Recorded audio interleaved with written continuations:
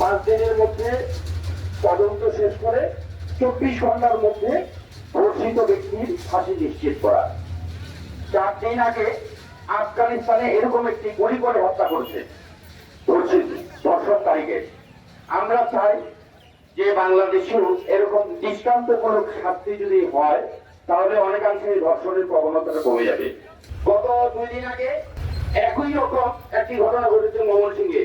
3 দিন আগে একই রকম একটি ঘটনা ঘটেছে খুলনাতে। খুলনার যে ঘটনাটি সেটি 3 বছরের একটি শিশু। ভাবা যায় এরকম একটি ঘটনা, এই ঘটনাগুলি সারা পৃথিবীতে নাড়া দিয়েছে। আমি চাই এরকম তাৎক্ষণিকভাবে বিচার নিশ্চিত করলে আমাদের ধারণা ধর্ষণ কর্মকাণ্ডগুলি অনেকাংশে কমে যাবে। আজকে এই মানববন্ধন থেকে আমি দাবি করছি যে আসলে এটা খুব তাড়াতাড়ি যাতে বিচার নিশ্চিত করা হয়।